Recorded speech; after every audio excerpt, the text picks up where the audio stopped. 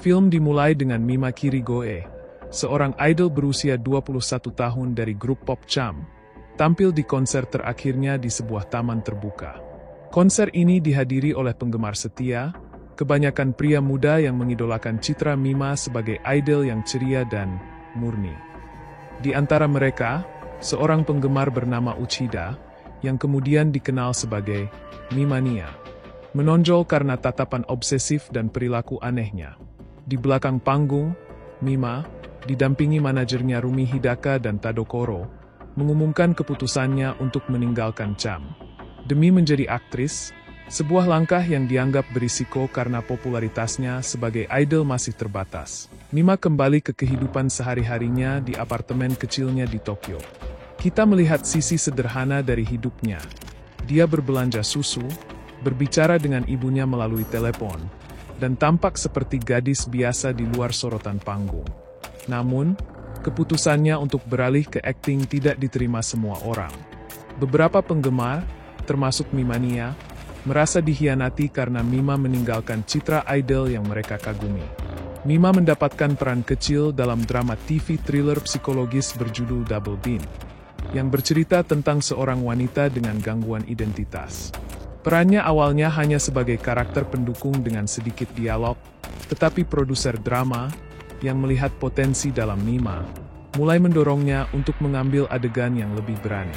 Salah satu adegan krusial adalah adegan pemerkosaan dalam naskah, yang difilmkan di sebuah klub malam.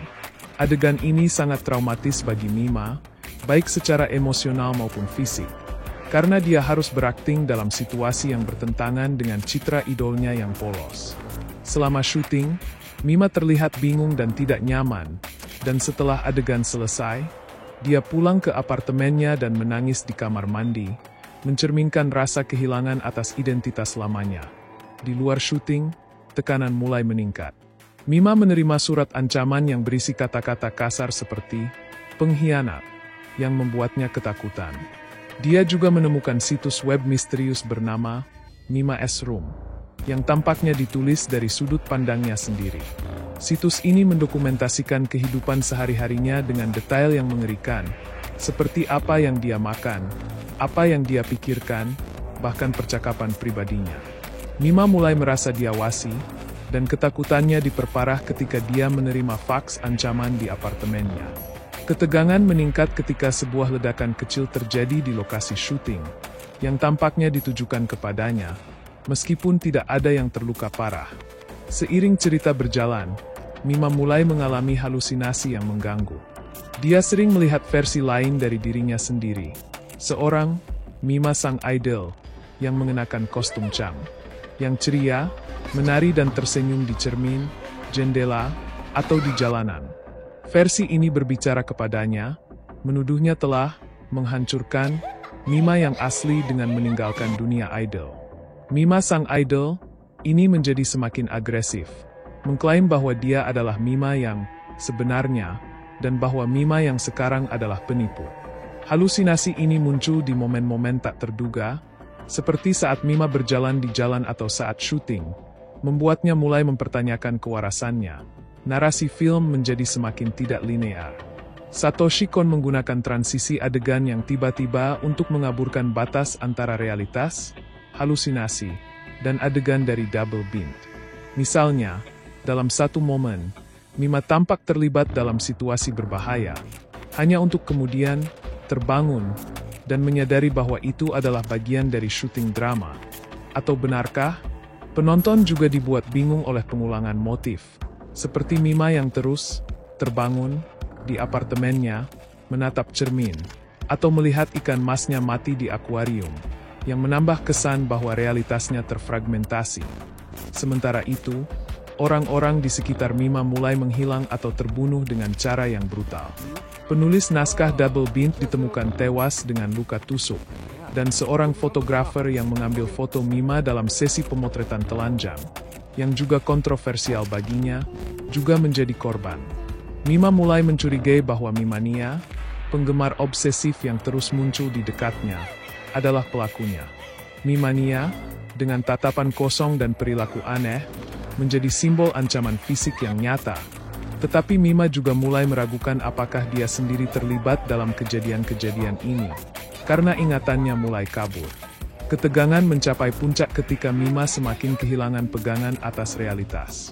Dalam satu adegan, dia tampak membunuh seseorang, hanya untuk kemudian terbangun dan menyadari bahwa itu mungkin hanya mimpi atau bagian dari double bind. Namun, pembunuhan-pembunuhan ini terus terjadi, dan Mima mulai bertanya-tanya apakah dia benar-benar melakukan sesuatu yang mengerikan tanpa menyadarinya. Situs web, Mima.s Room, terus diperbarui dengan detail yang semakin intim, termasuk klaim bahwa Mima masih menjalani kehidupan sebagai idol, yang bertentangan dengan kenyataan saat ini. Twist besar film ini terungkap ketika kita mengetahui bahwa Rumi, manajer Mima, adalah dalang di balik banyak kejadian mengerikan. Rumi menderita gangguan disosiatif identitas dan telah sepenuhnya tenggelam dalam persona Mima sang idol. Dia menulis situs web Mima.s Room sebagai cara untuk mempertahankan versi ideal Mima yang dia kagumi, dan dia juga bertanggung jawab atas pembunuhan-pembunuhan tersebut, yang ditujukan kepada siapa saja yang dia anggap mengotori citra Mima. Rumi percaya bahwa Mima yang sekarang adalah penipu, dan dia ingin mengembalikan Mima ke keadaan sempurna sebagai idol Mimania.